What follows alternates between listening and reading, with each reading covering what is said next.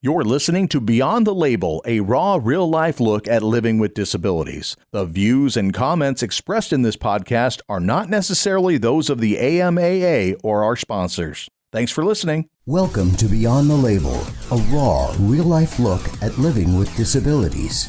Presented by the Adaptive Martial Arts Association, the nation's leading resource and support network for the adaptive martial arts community. Check them out at adaptivemartialarts.org. Breaking barriers, one move at a time. Welcome to another episode of Beyond the Label. I'm JD. I'm Charlie Murphy. And tonight, Charlie, we have Johnny and Misty with us. Hello. Johnny, Hi. Johnny is actually the executive director for the AMAA, and Misty was our very first customer of the AMAA, so to speak, way back, quite a few years ago. And together, they are husband and wife, and they have a daughter with Down syndrome. So we talked a lot about CP on past episodes, and we're going to delve into some other disabilities and talk about that a little bit tonight. But you had a request that you needed to speak to the executive director about. You were complaining to me before the show started, so I told you, talk to the guy in charge. You got to refresh my memory on. Well, yeah, I hear it every week. How come you get the comfy chair and I get this piece of junk? That's what I. That. Talk to this guy. See if he I've already gotten over it. It's okay. Oh, okay. Look what they're sitting in, though. What do you got there? You got a. We're outside because we have 4 kids, so there's no way the house will be quiet enough for this. There's no way. Okay. So we're sitting on patio furniture that's been severely sun bleached and rained on. Okay. And where you're in Kentucky? Yes. Yes. Louisville. Whereabouts in Louisville? Oh, okay. Yeah. Nice. All right. Never been there. I would like to go someday. So you guys are actually not only all that stuff that I introduced you as, but you also own your very own martial arts school. We as do. well. We do. Yep. So That's how I became your first customer. What is it called? Kentuckian Kentucky Goju Shirai Karate Do. Karate Do. Okay. All Yep. right.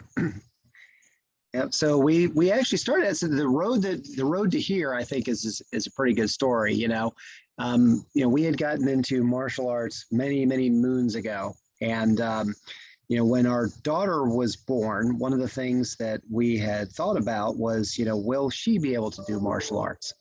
And so as we continued our journey in martial arts, one of the things that my wife says was always on her heart was to start a program for people like our daughter, Lily, folks who are cognitively delayed. And, we were blessed with an incredible opportunity in March of 2018 to step out on that journey ourselves. When we had tried her in regular karate classes, and she struggled to keep up. That's one of the things that some of the kids with Down syndrome struggle with, is that there's a delay in what you're asking or telling them to the action or the answer that you want from them. They have to process that information. And in some kids it's like a 10-second delay. So they would call attention stance or something, and it would take her a minute to go, well, oh yeah, that's what, Had to click. it had to click, but they would move too fast. So she was never successful because she couldn't, she couldn't keep up with that pace that they were, and most little kid programs are very high paced, to keep them focused, because their focus is, about Their that attention long. span doesn't last very long to begin. And I kept thinking to myself, we already knew the benefits to karate, right and left brain, it's working together, your top half, your bottom half, crossing midline. We knew the benefits would be excellent for her. It was just, she struggled with the regular program. And I thought, if I could create a program that could at the very least get them started and get the basics down, so that when they joined class, they wouldn't struggle so much with keeping up. They'd go, oh, I know this, I know this, I know this. And, but when I had that vision, we didn't have our own school yet. So that was kind of put off in the back of my mind. And then when we were thinking about doing our own school, I said, hey, I really want this program. And so that's when I was like, but I'm going to need help with this, because we decided that, you know, it wasn't just going to be for Down syndrome. It would be for anyone who needed that extra care, attention. And I was like, man, you know, once you open that door, it's not just going to be Down syndrome that comes in. And I was like, man, I need some help. Like, you know, like, what am I up? Because I understand Down syndrome because of Lily, but there's some other things that I don't understand. And so that's when I started getting on the internet and, you know, typing, you know, karate, Down syndrome, all this other stuff. And then I was reading an article, and I can't for the life of me remember what, but adaptive martial arts was mentioned in there, and they were highlighted with a link. And I was like, oh, click. And then that's how it all began. That's Nice. how we ended up going, hey, this is something that we would really like to be a part of, because they can help us. For you guys, you came to us at a time where you know, we were actually finally getting our feet on the ground and things, and you helped us, believe it or not, as much as we helped you. And but I do want to back up just a little bit. So your your martial arts experience, for the both of you, you know, what rank are you? Kind of fill us in on that a little bit. Oh, okay. Well, obviously we're Goju Shrei. I'm a second degree working on my third, and I'm a he's third degree working on my fourth.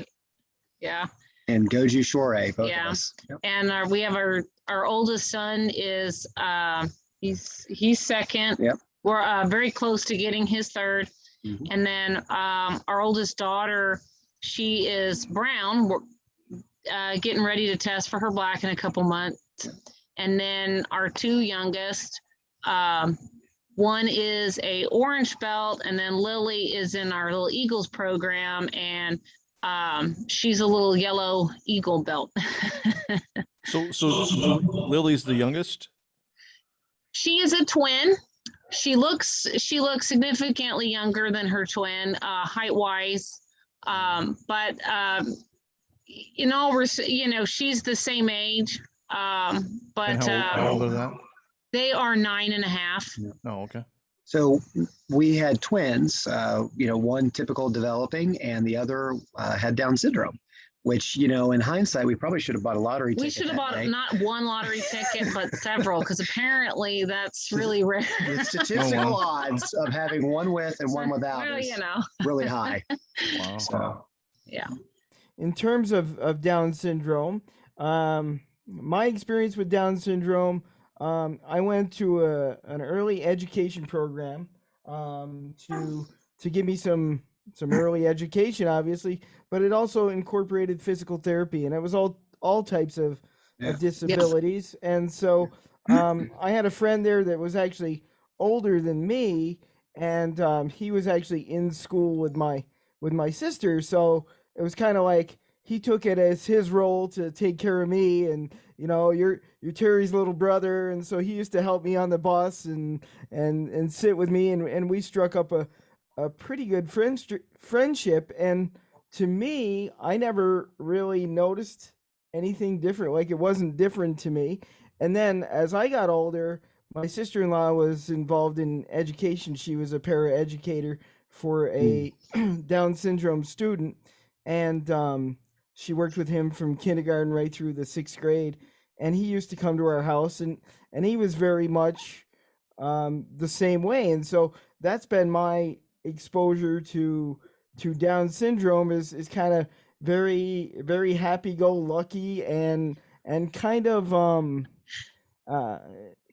like smart in both of their own ways. Like, Yeah. so that was my exposure, but I hear that there's some different exposures, and so we want to learn a little bit more about Down syndrome. And so if you guys can give us, I mean, you're kind of the experts at this point, so if you can give us some, I don't know about background. experts, but Well, was it something that you knew right away? Is that no. We did not find out that she had Down syndrome until she was born. Yep. I had a typical pregnancy, no problems. I had multiple ultrasounds because I had twins, and she was fine.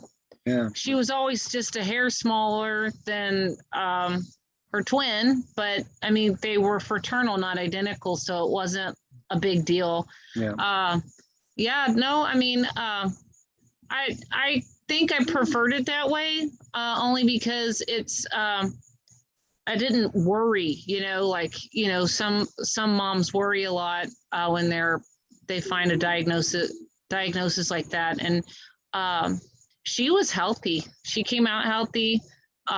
She left the hospital with me. I know that some aren't as fortunate, but she was raring to go. Like their baby pictures in the hospital, she was smiling with Charlotte. She literally smiled like the second or third day of her life. Like she was, she was pretty easygoing too as a baby. She wasn't. I always say that. Happy. I always say that when Lily and Charlotte came into this world, they were ready to go home from the hospital before Mom was, because Mom had a C-section. Yeah. And they were about a month premature, but they were like, "Yeah, we're ready. Let's go." And I was like, "I need another day." So that's kind of how it was. But to just kind of hit on one of the things about Down syndrome, fundamentally, I think a lot of people don't necessarily understand it who aren't familiar with it. Listen, I didn't have any. I didn't have any interactions with anyone with Down syndrome before my own child. I would, except for a little girl at church, and that was it. And so I didn't. I had the same thoughts that everyone else did. Oh, they're always happy all the time. They're really sweet and they're always happy all the time. That's about all I knew. I think most people don't really recognize that, when we say Down syndrome, there's 3 different possible types of Down syndrome. People don't even realize that. There's your classic trisomy 21, which is the 3rd pairing of the 21st chromosome. And then there is the translocation, which is essentially a DNA shift.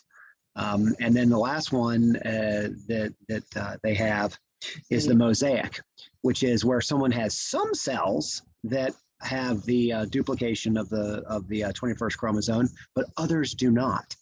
And so you end up with some diversity just even within the types of Down syndrome that exists. And then on top of that, you also start to see that even with people that have either your classic trisomy 21 or translocation or even the mosaic, there's all different ways that affects people. Like our daughter, being a twin, a lot of folks who have Down syndrome have, possible heart problems. They have issues that just kind of seem to come along sometimes with that 21st chromosome that's been duplicated the 3rd time.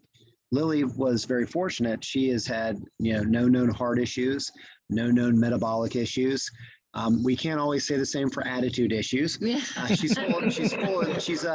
is small, but she is fierce. Yeah, she's. I think a lot of people don't necessarily understand, like I said, the dynamics of Down syndrome, let alone how rich the diversity is. It's a spectrum, just like autism is a spectrum. So is Down syndrome. You'll never have 2 exactly the same.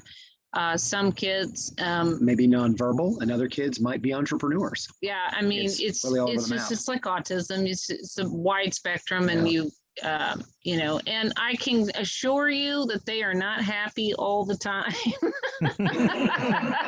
They run the gamut of emotion like everyone else. Oh, So yes. Yes, that's mine. Give it yes, back. Yeah, yeah. stuff like that. You know, sister. What you know, I mean, as you said that you didn't know, you know, everything was a perfect pregnancy, and I mean, I think back on my own struggles, and you know, I guess growing up, and it really wasn't until a few years ago when I started doing more motivational speeches and doing podcast interviews like this that I realized, like to me, my parents, that was just, it was sort of what they did. And then I was like, one day I was doing a podcast, and it was like, wow, like, do you realize that your parents never had any experience with disabilities at all, or anything like that? Like, I always just assumed that they knew what they were doing because they did so well at it. I mean, how was that for you guys? I mean, I um, have to imagine that my parents were pretty scared at first. It's like, what are we gonna do? And they made a decision that I was gonna go home and be normal. yeah, You know. We it's had to decide that pretty early on. yeah, you just you know, I decided at the hospital because they can scare the fool out of you at the hospital, and which really is very difficult, and I have my own thoughts about that. Doctors and nurses, they give you the diagnosis, and then they give you everything that can possibly go wrong, right? Heart issues, you know, you're going to need to bring her to a geneticist, and we're going to have to look at, you know, thyroid issues and everything. And they just make this long list. And really, what she really needed was a mom and a dad. She was a newborn. She was hungry. She needed a diaper change, right? There's like, she's still a baby, you know, and I finally had to just say, you know what? I'm not going to worry about a month from now. I'm not going to worry about her high school years or if anyone's going to ask her to a dance. Yep. I've got a baby, and she needs her mom to feed her, change her diaper, rock her, and treat, you know. And so I was like, you know what? I'm just going to go home and I'm going to take care of this right now. And then, and it's like, that was like, you know, and then I was like, we'll slowly wade into those waters and get what she needs. Therapy is what she needs. But I was like, this is ridiculous. You know, she's a newborn, you know, she's like any other newborn. She just, you know, she needs someone to love her right now, just like everyone else, and not worry, you know. I never worried about my other kids and if anyone's ever going to ask them to a high school dance, or if they were going to have friends, or if, you know, when they were newborns. That's ridiculous. And they scare you enough, and you can get scared enough that you start thinking that way. And it's ridiculous because I didn't think that way with my other kids. You know, my other two, when they were born, I didn't worry about all that. And it's like, well, why would I worry about that with her? She's just a newborn, you know. And yeah. I think we just decided that we were going to take one day at a time. And you sit and you do a little research, and I think he took on that burden of research and getting stuff set up for early therapy and stuff, because I was still mom to newborn twins. Like, there was no way I could do all that. Yeah, no, I was. Here's a bottle. Here's a bottle. Yeah. It was crazy. Wild. No sleeping. So he took that burden on right away, and did those things and got her squared away with finding. I think we started therapy with her about two months. Yeah. At 2 months old. And I would say this to parents: start the therapy early, because I think intervention's the key. Yeah, it really is. And it helps them become it becomes a daily thing, but the therapists become someone that know a lot about it, so they can help you get through every single day and understanding what you're dealing with. They were almost like therapy for me. Yeah. Every kid with Down syndrome starts walking at a different time. You know, some are early walkers, some are late walkers. And yeah. Lily ended up starting walking just at the far end of normal, typical developing kids. I think a lot of that had to do with the fact that she had 3 other siblings, and she was like, I'm not going to get left behind. Yeah. And she's kind of lived her whole life like that, which is, I'm not going to be left behind. I'm going to run this place. Yeah. She And, does. She does. and that's kind of how she came into the world. You know, it was, she doesn't know anything. She walks around like she owns the place. Yeah. She is not scared, no fear. You know, she lives with a level of confidence that like I lack, you know. She just go, I got this, no big deal, right? Yeah. And I learned early on that if you're not careful, you can limit them even when you don't think you are. With your own fears. With your own fears, and knowing too much can be a disaster because people scare you with all this information, and you end up feeling that your kid can't do these things because someone wrote it on paper or someone told you. And so they were like, well, she's, took her to the pediatrician. Well, twins roll, her sister's rolling over, but Lily won't be able to do that for several months. And I'm like, oh, okay, right. I'll go home. And so we're going to practice tummy time and see if I can get her to roll over. And later on the blanket, and 2 hours later, she rolled over on her own. And I burst out in tears because I thought, she doesn't know she has Down syndrome. She doesn't know she wasn't supposed to roll over yet, right? Like she, and I was like, I limited her by going, okay, this is what this chart says, that you won't reach these milestones yet. So I'm not going to, and I thought, my goodness, I'm the one who put a cap on her, not her. She has no idea she has Down syndrome. Not right now. She thinks she's like everybody else, and if everybody else is doing it, why can't I? Yeah. And I think sometimes you can have too much information, and it makes you put caps on your own kids because someone said so. Someone said, well, they're not going to do that. Yeah. And they don't limit themselves. So why would we? We had a student recently in our Eagles program whose therapist said that she probably wouldn't be jumping for maybe years. A couple years. Her mom said, because we work on that in our program. And she said, well, her therapist said she probably won't be jumping for several years. I was like, okay, well, we're still going to work on it.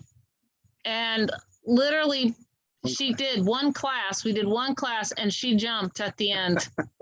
And I was like,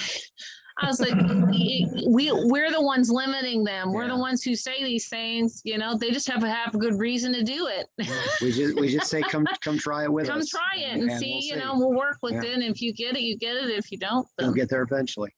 So with Lily, have you noticed? I mean, what are some of the greatest, I guess, strides that she's made in doing karate, and maybe before and not doing it? What have you noticed at? I would say definitely like balance and coordination. Okay. We work heavy on balance because you can't ask someone to throw a kick if they can't stand on one leg, right? Yeah. So we work on balance, jumping. We are constantly working on things that cross midline. Getting both the hemispheres of the brain to fire. Yeah, back and forth. I would say that her balance, because she can stand in the kitchen and throw a side kick like nobody's business. So she's, I would say that her gross motor skills have come a long way. And I think when for all of us who do martial arts, there's a sense of confidence that is built for every one of us. And I think it does the same thing for her. There's a level of confidence that she is successful at something. And I think that's super important because it's something everyone can do together. And makes her feel like she's a part of it. Yeah. Yeah, definitely for you guys, it's a definite family affair. And I just before we go to break here real quick, I do want to touch on this because I know for me, my siblings, played a very important role in my development. And as you said, I didn't know I had CP until until I was 8 and turned away from a martial arts school. To me, up until that point, I mean, I just did things differently, and there wasn't much I didn't do, and that was because, like you said, I mean, my older brothers and my sister were doing it, and I wasn't gonna be left behind. You know, and you think about it, and what was that like? Um, for your other children. I know that it's weird because through this Yeah. podcast and through the organization, I've learned more about my early years with my brother and my sister and my family than I did before, just because I never asked the questions. And my brother, one of his comments was, you know, um, it was the scariest time in their life for them because I was being rushed to a hospital. They didn't know if I was going to make it. I mean, they were in their teens at the time. And so what was that like for the rest of your family? I will say that I think our kids have done very well Yeah. with Lily's diagnosis. My oldest daughter has taken it upon herself to become second mommy, and she has a desire to work with to teach school and teach special needs. Yeah. She definitely wants. She helps me with the Eagles program. This summer we did at a summer program with Down syndrome of Louisville, and we taught a karate class, and I didn't even have to ask her. She was like, I'm going with you. I was like, well, of course you are. She is right there. I think that it has given her something that a lot of even people who work with special needs, if they don't have a sibling, they're missing something. Like, it really opens up their hearts to understanding. And my daughter Molly will sit on the floor with nonverbal kids and get them to hit the hand pads. And she's really incredible to watch. not the least bit scared.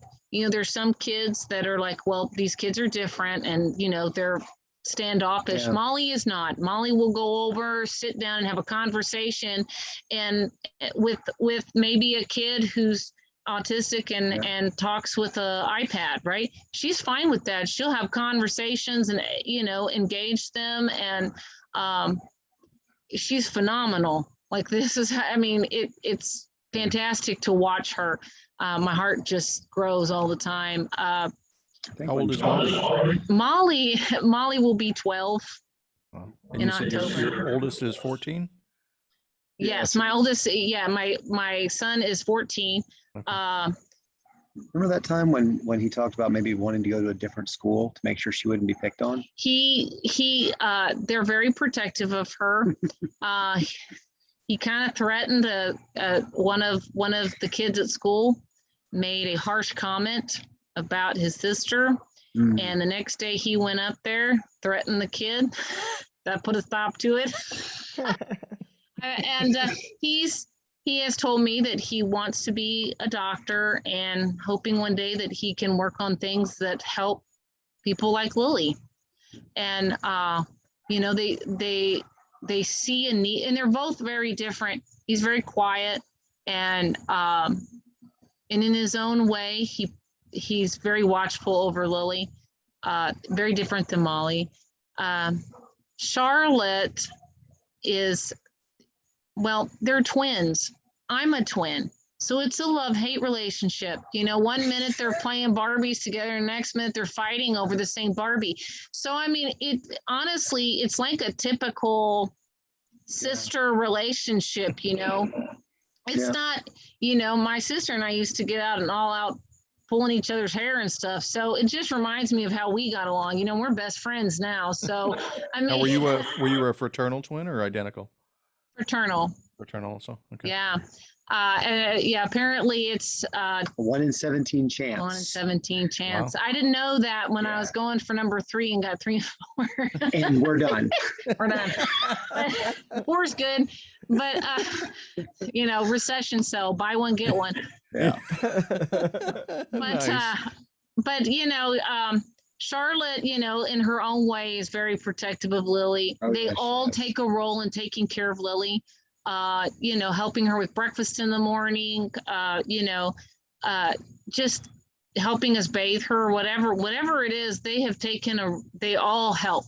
They're all right there helping with their sister, and they've all just, I think that they're very blessed to have those kinds of experiences, because they see value in every Yes. life, in Yes. every person. And they are some of the kindest kids I know. And it's because of Lily.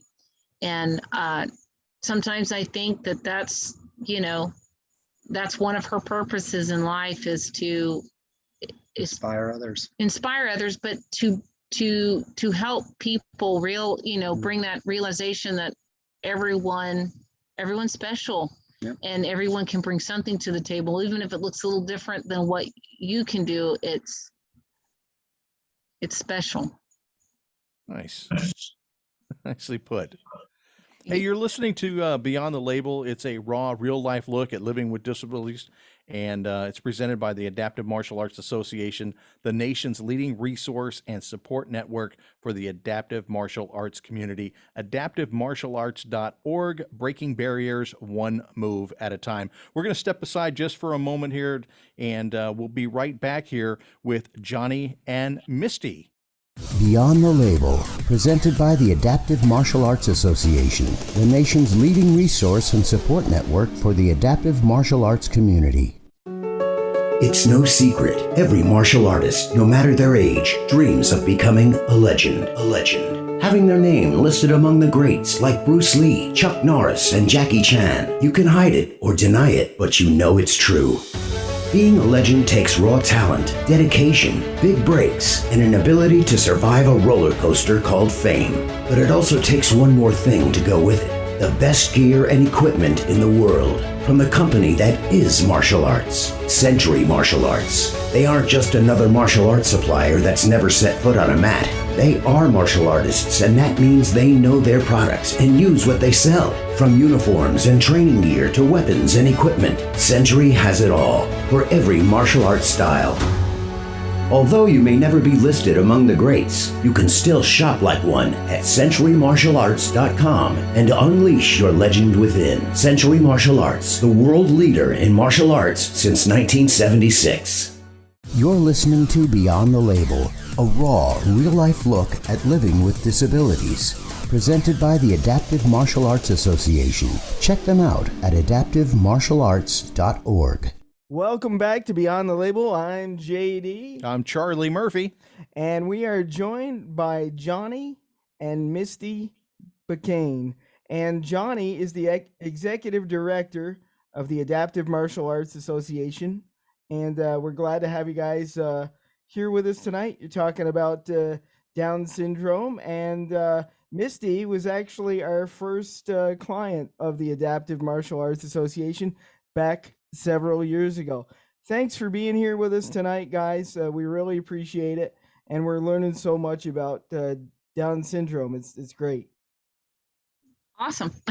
Hey, do I get a prize for being the first? Where's my balloons and confetti? You'll have to talk to the executive director about that. I don't know. We got a maple syrup. We're working on some maple syrup. Good stuff. Gotta have that. Yeah. So we have a list of things first, Misty. It's Charlie's chair, maple syrup, and then you in the Hall of Fame. All right, that'll work. All right. So you're coming to us live from your backyard in Kentucky. Yes, we are. Yes. Do you have bluegrass? I can't see behind you on there. We do have some. We have a mix of a couple grasses out there, but yes, there's a little out there. Okay. All right. Just Some of it's crabgrass. Some of it's crabgrass. Hey, it's green. We'll take that up Green, here. yes. Yeah. So before the break, we were talking about Down syndrome, and you guys were talking about your experience with it. Your twin daughter Lily has Down syndrome, And we were actually just getting into things before the break. I'm very interested in Down syndrome. As I said, a little bit of experience with it. You know what they say, just enough to be dangerous, kind of thing. My sister-in-law had some experience with it as a paraeducator, so that is why I'm so interested to learn more. And I think one of the things that I want to learn about Down syndrome was another similarity to my growing up with a disability. I mean, I wasn't excused from chores. I wasn't treated any different. The corner liked me as much as it did my brothers and sisters, and I frequented it quite a bit. So, Oh yes. you know, when you're talking about somebody with Down syndrome and raising somebody with Down syndrome, what are some of the similarities and some of the differences, and how do you treat Lily based on where she's at and what her needs are? Well, you know, I try to tell you, don't be scared of newborns. They're pretty much all the same. Yeah. Eat, poop, pee, cry. I mean, that's Kind of in that order. that's yeah, really, it's that's pretty typical. I wouldn't. There wasn't a whole lot of difference for a while. Growing up, she was only for a while there. She was only a couple months behind Charlotte in just about everything. Just, you know, following Charlotte right along in her milestones. The gap occurred. The gap started to widen a little more around about 2 years old.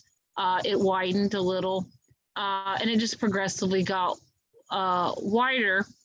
And it's not that Lily's not reaching the milestones; she just reaches them. It just takes a lot later. Yeah. And some milestones we're still working on. But as far as she runs the gamut of emotions, like all kids. She is happy. She's fun. She loves to be funny. She loves to pick on her brother. You know, she loves to go in the room and steal his Nerf guns. She's she gets into her sister's makeup and you know, plays dress up in Charlotte's clothes. You know, steals toys from her sister, just like, you know, I want that. You know, she has visited the timeout chair multiple times. You know, it's just she has her own things that are required from her on her level as far as chores and stuff. So she has to help clean the room, you know, get dressed in the morning for school, those kind of things. It's just she has her things. It's just whatever she's capable of doing. So, you know, throw your stuff at, you know, clean your spot off at the dinner table, those kind of things. She's capable of doing. She helps sometimes with whatever we're like cooking or whatever, you know. That's typical for 9-year-olds. Can I help you cook? Sure, you know. Can I help? That's what she'll walk up and say. Yeah. Can I help? And so you just, in her own way, she's able to do those. So she goes to school like everyone else. She has backpack, you know, and she has the same. Honestly, she has the same fears that other kids would have. About 2 years ago, right around Thanksgiving time, her school had a little program that they did in the morning ahead of Thanksgiving. They're all little pilgrims. And they were all dressed as little pilgrims. And she goes to a Christian school, so she was supposed to hold the Bible. And she turned around to the lady who is her teacher, and she said, I'm scared. I'm scared. And then and they were saying, why are you scared? And she says, you know, they laugh at me. She was afraid they would laugh at her. And she's like, oh, they're not going to laugh at you, Lily. You know, we had to, but that was, you know, you feel bad for your kid, but super important in those milestones, because one, she expressed herself appropriately, right? And she understood what was going on. And it's one of those things where you're like, yes, that solidifies that she's got the same fears, the the same feelings as everyone else. Yep. And I think, Acceptance, yes. things like that among peers. I mean, Yeah. she may be oblivious to the fact that she has Down syndrome, but she's not oblivious. Yeah, to she how other has people no see her. idea she has Down syndrome. She just, No. you know, if you could ever watch her walk through the hallways of the school, she's Miss Sassy Pants. She acts like she's got a strut. She walks like she yes. owns the place. Yes. Yeah. And She's you mentioned earlier there's different spectrum you referred yeah, to it as, spectrum, I think, for where does she fall in that? it depends on what you're looking at. So gross motor wise, she's probably above average. She's health wise, she's above average. She doesn't have any health issues. I would say that speech, she's a little behind. she's a little behind. She has a good vocabulary. She doesn't talk as much as she needs to. She's increasing that though. We're really happy. She's at the point where we can have a conversation with her now. And that's really important. Like she'll walk up, and if she doesn't like something, she'll say, "Oh, that's disgusting," you know. And so big words, you know, 3 and 4 syllable words. It's hard to say because there are some kids who gross motor wise are behind, but they can spell, they can read, they can do math, right? And gross motor wise, physical wise, Lily she Very athletic. Very athletic. Doesn't like math. Doesn't like to, you know. Who does? Doesn't like to do her homework, right? Typical child stuff, you know.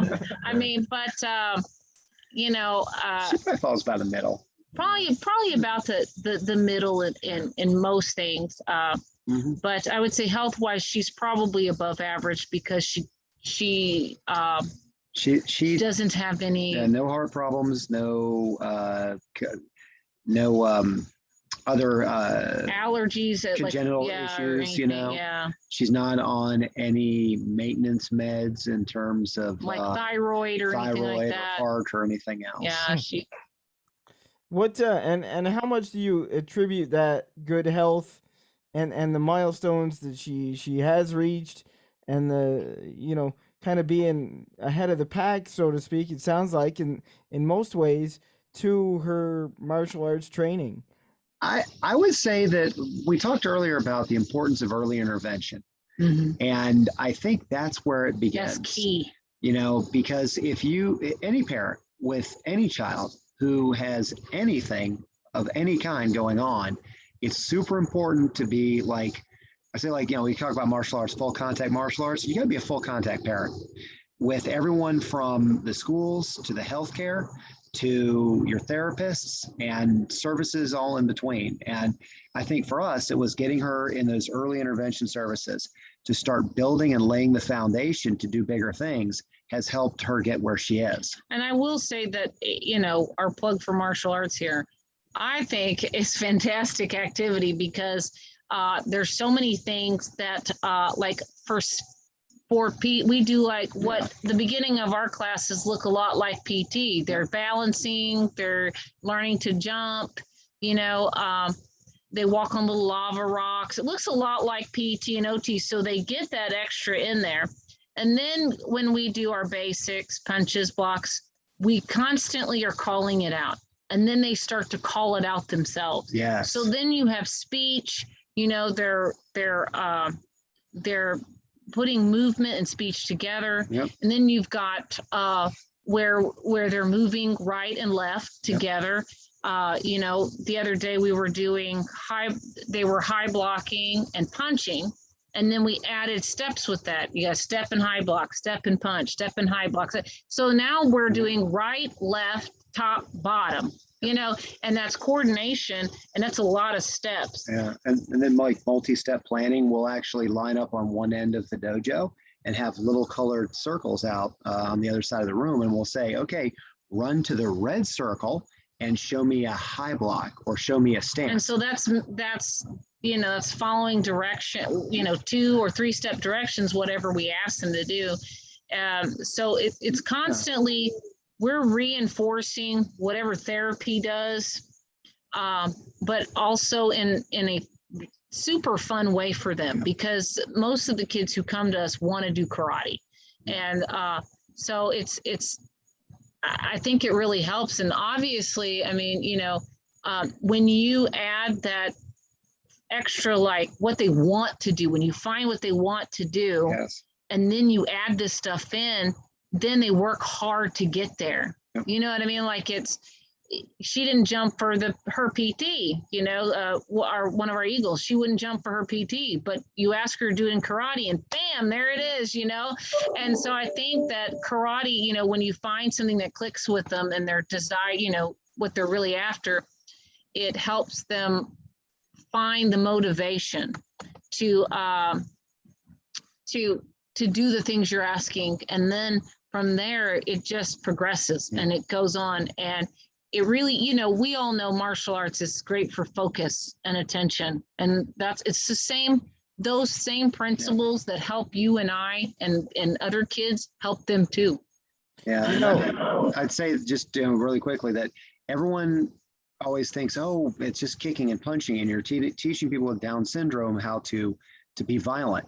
And that's absolutely not the case. We are focusing on things like the balance coordination, gross motor planning, movement, left over right coordination, all that stuff. And that's really the bend, I think, that is so helpful. Yeah. Because it gets all parts of their brain moving and builds more of those neural pathways to help basically turbocharge what they have to the best. And that moves right into the classroom, and home, and everything. Yes. Yeah. All those places. Yeah. That's what you described, Misty, is exactly what I found in dealing with my CP. From the therapeutic aspect to them making the connections, and I started in martial arts, when I was 22, and so I mean, I'm seeing the same things you're talking about, and like you say, we're not trying to tell you to replace your physical therapy with it. Nope. What we're saying is it's a nice way to mask the physical therapy, because I was like, well, I want to be a better martial artist. I guess I better better do these exercises. Right. And that's what it was for me, and Johnny, to your point, what would you say to those folks that say, well, you're dealing with somebody with Down syndrome who may or may not understand the techniques that you're trying to teach them, and the fact that those techniques could possibly be dangerous, etc. You've heard the story before. Now I need you to kind of give a little bit of perspective to that. Yeah, I think really the context aspect is huge. Like Lily, for example, when she wants to spar, and we do let her spar with us, she puts on full gear, a helmet, gloves, and her context for that is that honestly, it's sport. It is sport martial arts. And so she makes the on that note, we also make whoever wants to spar with her have to put full gear on, because the connection there is I can't kick and I can't punch unless I'm in gear and they're in gear. And so it brings it just to the dojo, right? Yep. This only happens here because like as you're saying, a lot of parents are like, I'm afraid it will make my child violent. And I tell people, I'm like, well, my Lily knew how to hit before she was in karate. So that's not, I didn't teach her. I was like, but if she's going to learn, might as well learn how to do it right. But she's, I think it helps because it gives them a place, an outlet to do that. Right. I want to punch. I want to kick. Okay. Well, this is the safe place to do that in. This is appropriate. And then you start to learn, because as martial artists, we know we don't walk around and hit people. And that's constantly something we talk about. We don't start to fight, right? And I think that resonates with, resonates with people, because we teach this is the place to do that in. This is the only place you do that in. And I've never had her full on, fight somebody outside the dojo. So. No, and we don't when we teach the techniques, it's always in that controlled setting. And so we've created rules and expectations, norms, and consistency of habit and practice around how this takes place. So they don't know anything different and have no other outside expectations other than we do punches and we do kicks on bags, on hand pads, and in gear, you know, and we focus 90% of the time really on the pieces that we're talking around, you know, the balance, coordination, basics, stances, punches, blocks, things like that in a static environment in front of mirrors. And that movement together, Yes. making the body move together how you want it to. And that takes time. And, you know, it's just making those connections in the brain is what we're really working on. And it's, I understand where parents come from. I really do. And I've had some are just like, well, I'd love to get my kid, you know, but I'm afraid they'll be more, you know, they'll be violent and I understand because there are some kids who tend to, you know, without very physical without karate. Yeah. But I would say that, you know, I tell them we look a lot like PT at the beginning, and it's static, and they work with us, so they're not hitting each other. And we always make sure that, you know. Yeah, there's no free spar. There's no free spar. And you know, Charlie, I've been doing this a while now, and we had a local program here as well. And we've actually had some students come in with behavioral issues, and martial arts actually ends up extinguishing those behavioral issues, because what they're finding is that this is a healthy way to express myself, and this is the way we express ourselves, and this is we only do it in here. So as Johnny said, it's all about, as with anything in life, the expectation and the consequences behind it. I mean, if it's being misused, I mean, this student knew if it was being misused, he was sitting out, you know, like you're going to sit out around, you know, there were consequences. And I really think that is where, you know, it's all in how it's handled, I think. Yeah. And in our school, Jason, we have our Eagles program, but when we talk about, you know, other students with, you know, other things that are going on, you know, we have students have had students with autism, ADHD, ADD, epilepsy, folks with dysgraphia, Tourette's, people with neuropathy, adults with neuropathy, you know, in their feet and their extremities, blindness. So I think for us, you know, we really push the aspect of bringing those health benefits, you know, both the personal feeling of success and feeling like you can accomplish things, right? You know, everyone loves to be empowered. I've never met a human being who says, "Oh, me, disempower me first." You don't hear that in life. And I think that, you know, when we're used to that type of environment as school owners, that it makes us very easy to say, well, how do we run this for folks who have these considerations or those considerations or different considerations, and really drive everyone to be able to achieve their personal best. So how long was the school operating before you incorporated that? Or was it right from the beginning? A few hours. It was like the first Saturday after we opened. Right. We knew before we even opened the doors, when we were planning our school, that this is what we wanted. Oh, perfect. Okay. And we had a strong desire that and a philosophy that everybody deserves self-defense. Everybody deserves to learn self-defense. And we knew the strong benefits of it.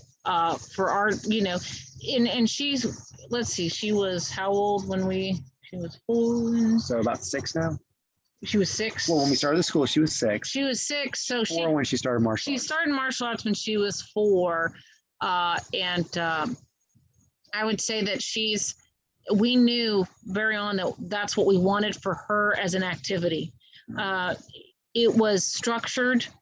we set a goal of doing 30 minutes. She has met that goal. She stays there. I think an hour is still too long for her, but she can do a full 30 minutes. And that's priceless as far as physical exercise, because people with Down syndrome tend to struggle. They have low muscle, with weight. They have low muscle tone. So diabetes goes along with, overweight.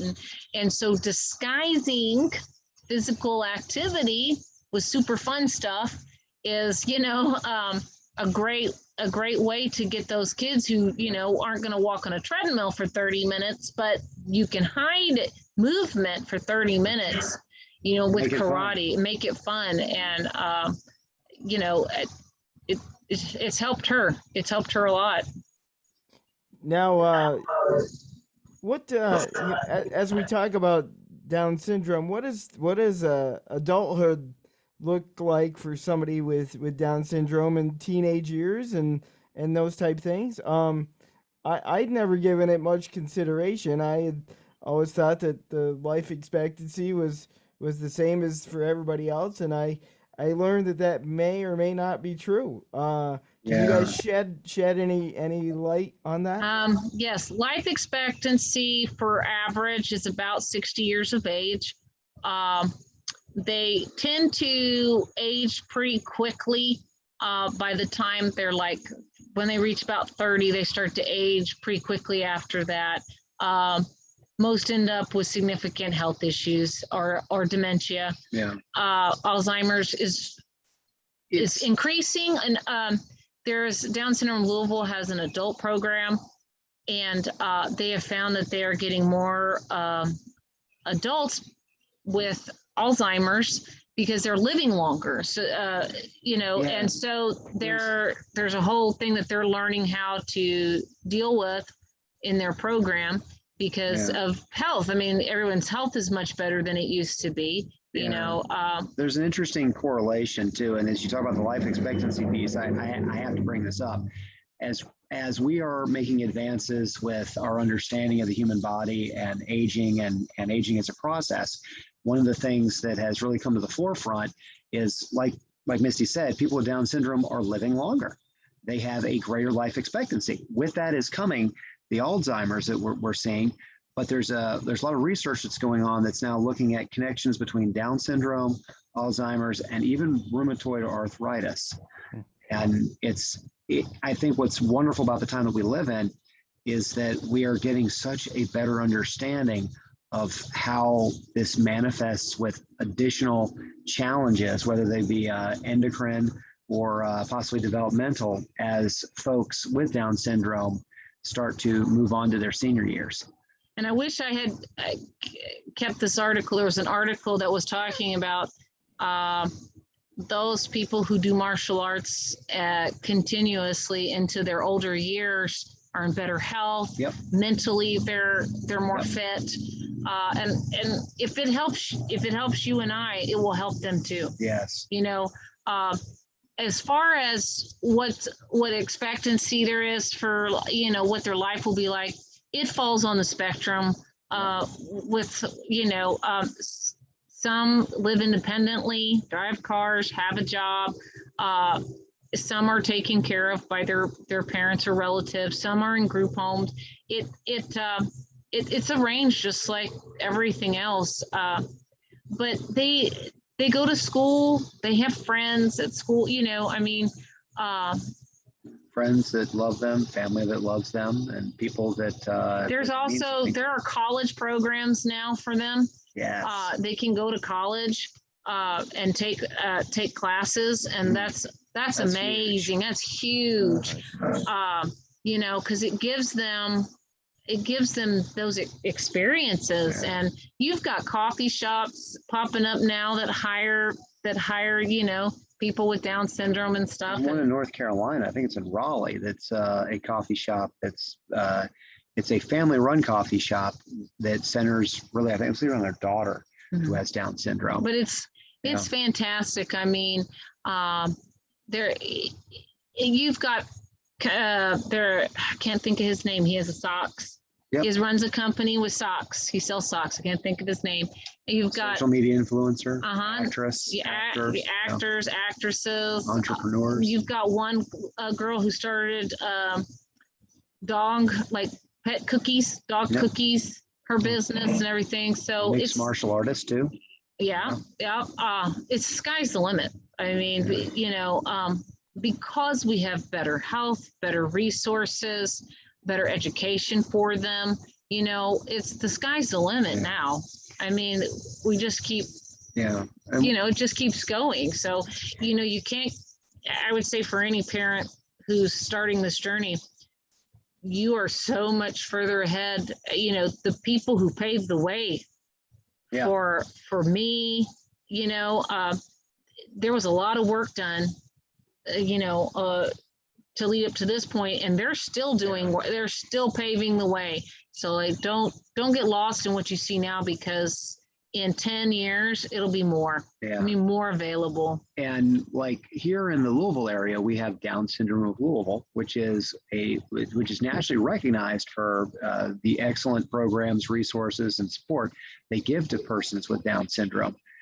But like Misty said, it's just growing and expanding. That's one nonprofit here in this area.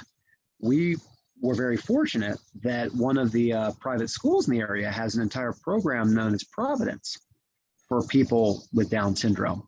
And so Lily actually is mainstreamed right alongside her typical peers in a private school setting, which is very different than what you often see in a public school, mainly because I think, resourcing is different, right?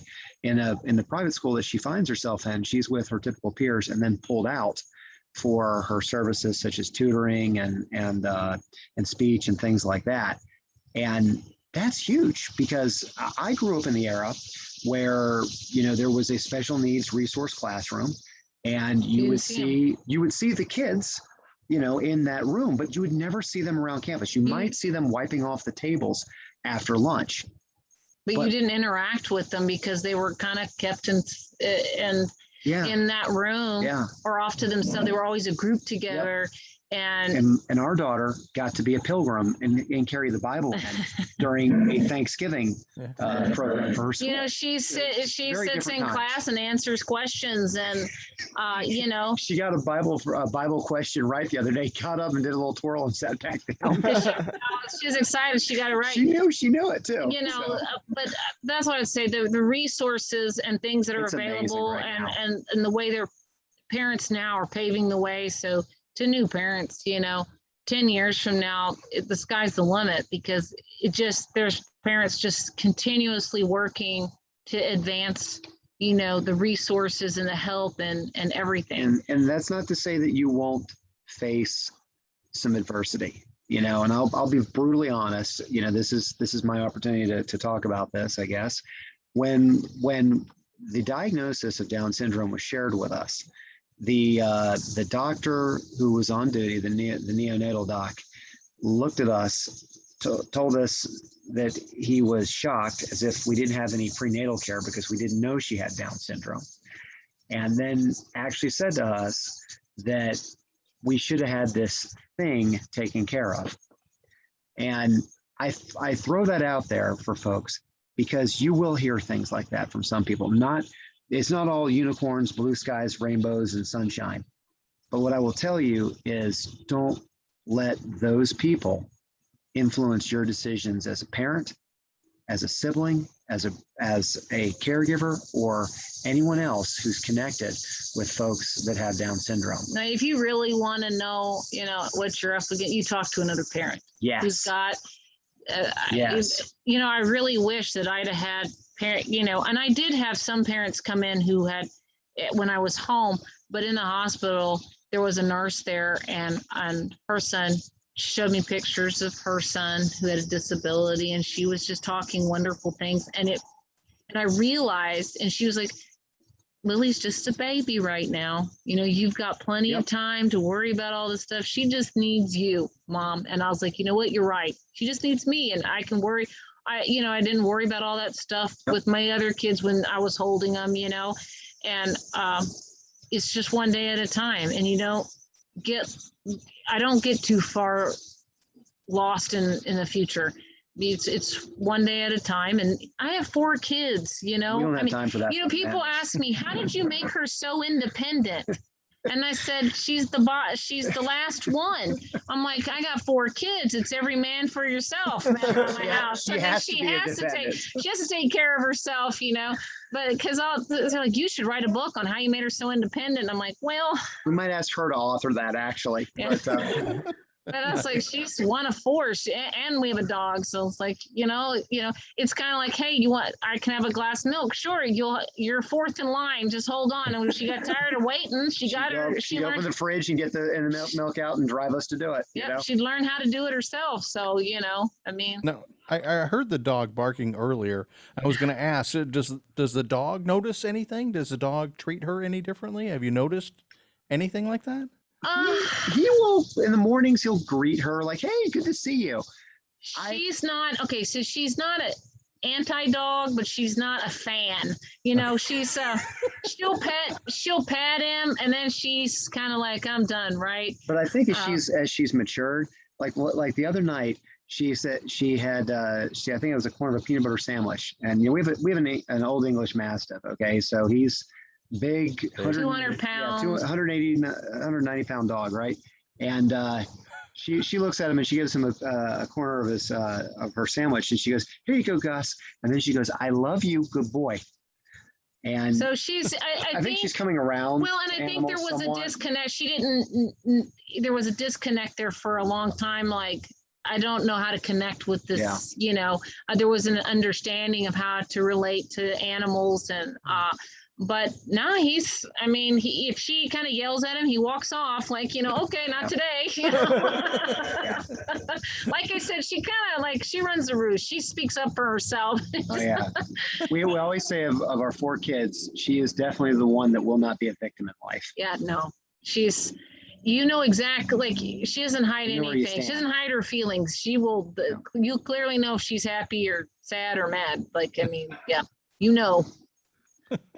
So one more question for you on Down syndrome, and then Johnny, since you are the executive director of this madness that I created, it's a fun ride. It really is. I'd like to get your feedback on that a little bit, and then you've got a little bit of a military background, and I'd like you to speak to that and how our programs at the Adaptive Martial Arts Association would be able to help veterans and folks of that nature.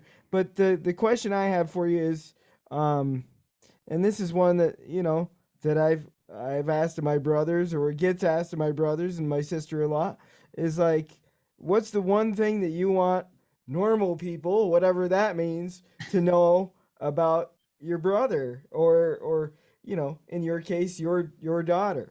What is the one thing that you just wish the world would get? That her life is important. Her life is special. It's meaningful. It has purpose. It may not look like your purpose or someone else's purpose, the normal, she may not be the lawyer or the doctor, but she can have an impact on the people. She has an impact on the people around her. Yes, she does. I think there's something that people don't understand about Down syndrome, is that they are inclusive. Yes. They are inclusive. They and a lot of them are around other kids with differing special needs, and they don't see that.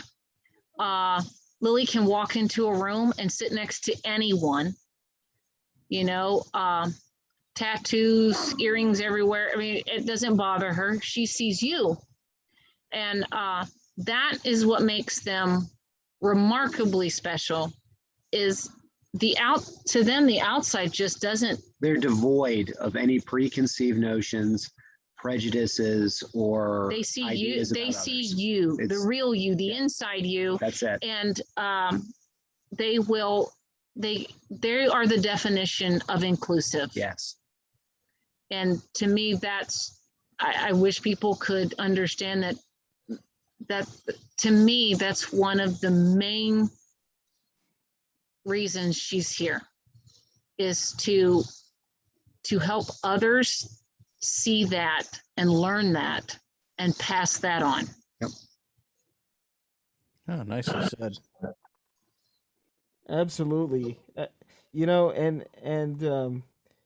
as I sit here and I think about my buddy Stevie, and it's like, the conversations we had are just, everybody's like, why are you having a conversation with him? Like he doesn't even get it. Well, the stuff that he does get, or the stuff that you think he doesn't get, he gets.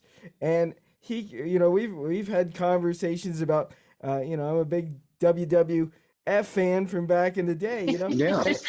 He'll tell you all the guys on the roster, and like he knows it, like in his brain, and he would, we worked at a radio station, so you used to get the inside reports on the wrestling from the night before, and he knew that I had this inside access, and so every Tuesday at 5:00 he would call to get what's the scoop this week, So it's like you wouldn't think he was even thinking in that realm, but he really knew what was going on, and he really helped me at a time where I had some separation anxiety, and I always looked forward to having him help me on the bus when I was a little one, and he was the protector. So so I would say, just don't sell people short, Yep.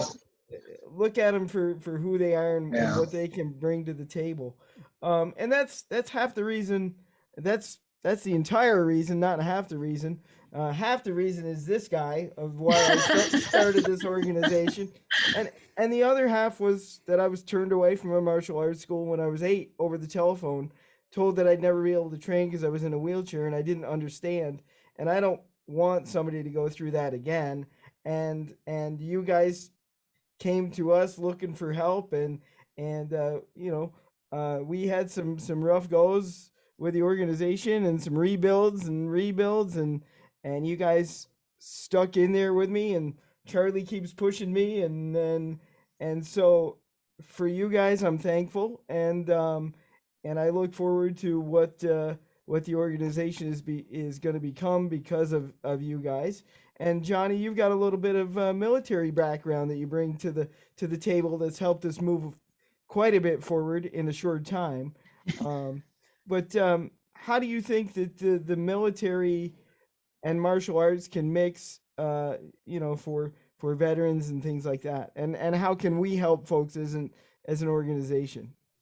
Yeah, that's a wonderful question. It really is. So I go back to when I was on active duty, right? I was 22, 23 years old. I was a second lieutenant. Now, I hope nobody holds that against me, but I was a butter bar. But I can remember how there was this camaraderie. We were brothers in arms, and we would get up and we would go and we would, do PT together in the morning. Then we go off and do maintenance, training, whatever it was, field time together. And then on the weekends, we'd all see each other again, this camaraderie that you had. And when I got out of the Army, I went into corporate America, and our son was born, and so for the first 4 years, I was trying not to pull my hair out with getting used to being in the corporate environment, and then having a baby and being a dad and everything. And when he was old enough to start martial arts, I was like, I always believed in the concept of lead from the front. That was something that was really made an impression on me when I was at Fort Benning. In addition to all the running that I did at Fort Benning, it was this concept of, leaders lead from the front, leaders eat last, leaders demonstrate with personal example. Your character has to be beyond reproach. You walk the walk, you lead from the front. And what I think has been wonderful about the martial arts piece is Sounds that's like that. yes, it is. Sounds Martial like arts is Budo. It is the brotherhood of hand-to-hand combat. And the friends that you make, the people that come into your life, we went out to dinner last Friday with All our 40 folks from our dojo family. Okay. The parents, their kids. and that's what we call them. Yeah. Our dojo family.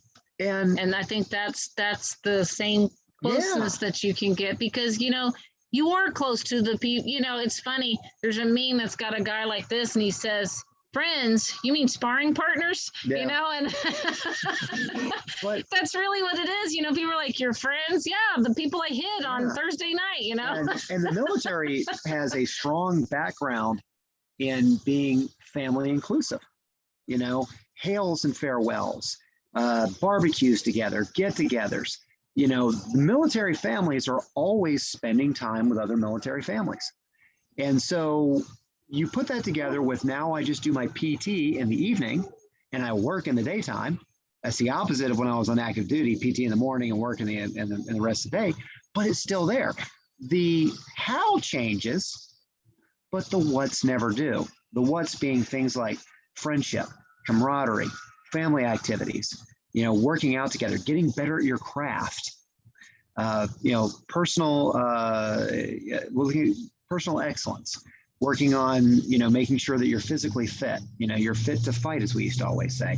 Those types of things, all those elements, I think, really call to a veteran and say, hey, I know you're not doing this in the green suit anymore, but it doesn't mean that you have to hang up those things that were important to you too. You can hang up the uniform, but we used to always say that you could take the man out of the army, but you never take the army out of the man, or the woman for that matter. And the concept there is very much the same with martial arts. And there's that brotherhood, that bond, that camaraderie, that family environment, the esprit de corps that you have. You have the fact that when we would go and we train together, yes, we'd go out and we'd, play out in the woods, good guys, bad guys. We do the same thing in sparring. It doesn't really change at the level of what, just at the level of how. And honestly, through the adaptive program, it doesn't be, when you have the adaptive program, it doesn't really matter how you come in. You can still train. Yeah. I know that some of the veterans, might, have some physical challenges and disabilities, but it doesn't matter, because we can still make it work for you. And we can still make you part of the family. Yeah, and I totally get it, because when I was 29, I had knee surgery number 4, which was done by West Point, United States Military Academy, and it was a cartilage transplant. That whole recovery process spelled the end to my immediate military career. And, I left the service with a service-connected disability. Well, 29, told I would probably never walk again without the usage of a cane, probably need knee replacement by the time I was 40. Here I am, I'm 45, 3rd degree black belt, own my own martial arts school. I fight with kids, I fight with 20-somes. I get it. And there are some days where I have to adapt and modify what I do. I totally get that. But you can still do it. I've got a gentleman who is a 30-year Coast Guard vet who's blind. He's got neuropathy. And, his kidneys are failing him. But I'll tell you, he is one of the most consistent and dedicated students I have. And when we get into class, I always make sure that when we talk about self-defense, we tap into that knowledge that he has, because as Coast Guard, he was law enforcement. And we love having him share those rich experiences to help create greater context, clarity, and understanding around all the things that we teach. And so to that end, your military skills are extremely valuable and extremely helpful in martial arts. Even if you can't do the things you used to be able to do, you still have the breath within you to keep inspiring others and to share what you know and to set others up for success. And I think that's a wonderful thing that we can do with our organization, is help bring that to veterans, because there are folks who are dealing with post-traumatic stress disorder. injuries we can't see. We have folks that have traumatic brain injuries, people who are amputees, people who have had loss of vision. I've got a very good friend of mine who found an IED the hard way, and he ended up losing vision in one of his eyes, and actually part of his frontal lobe, if I remember correctly. And yet, you know, somebody like him is out there in the community. He's giving back to his community all he can. We can absolutely do the same for others. And so I think that the message that we have as the organization to veterans is, you know, consider expanding your horizons to martial arts. That life that you loved in terms of the camaraderie, the training, the feeling of purpose, the opportunity to lead from the front, to inspire others, all those things are there. And it allows you to continue to contribute and to pass along all those wonderful things that you have to share with others to the next generation. And it's not just other adults, it's mentoring, you know, people who are younger than you, and in some cases, inspiring people that are much younger than you. My young students think that my one student who has the neuropathy and blindness is an absolute boss. He's a legend because people look at him and go, "Oh my goodness." He's still, I mean, and he shows kicking up and he does what he can, and that's dedication. Yes. That's you know. Yes. I saw something on your Facebook page the other day, and it said, the question was, how long does it take the average person to become a black belt?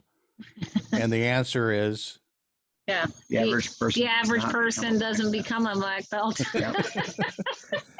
That's it. Yep. yeah, nice. Well, we appreciate you folks being here with us today, and for having us on. Yeah, you know, kind of letting folks know a little bit more about Down syndrome. I kind of knew that it was a chromosome issue, but I didn't really understand that there's, you know, levels and there's different things, and so I gotta say, when Jason was talking about his buddy Stevie, and then he started talking about the WWE or WWF or whatever it was when he was a kid. I saw a movie here not that long ago. It's got Shia LaBeouf in it, and it's called Peanut Butter Falcon. Yeah. And the actor in it has Down syndrome. It was just such a great movie. I really, really enjoyed that movie. So if you folks haven't seen that one, check that one out. So wonderful. Jason? Another education for us, Charlie. That's what this is all about, man. Yeah, it's been great. Johnny and Misty, we appreciate you, opening up, telling your story to us, and again, I personally appreciate all the time and effort that you have given to me and given to our organization, and I look forward to some great things to come, and thank you for that. Hey, thank you for having us on. Yes, thank you very much. Yeah, we'd like to have you guys on again. We'll let you know. All right. Well, thank you. And folks, you've been listening to Beyond the Label, a raw, real-life look at living with disabilities, presented by the Adaptive Martial Arts Association, the nation's leading resource and support network for the adaptive martial arts community. AdaptiveMartialArts.org, breaking barriers one move at a time. Thanks again to Johnny and Misty Bakane, and for sharing your story with us. We appreciate it. Thanks for listening to Beyond the Label. If you'd like to be a guest on an upcoming episode, email contact@AdaptiveMartialArts.org. Beyond the Label is produced by JD Production and presented by the Adaptive Martial Arts Association, the nation's leading resource and support network for the adaptive martial arts community. Check them out at AdaptiveMartialArts.org. Breaking barriers, one move at a time.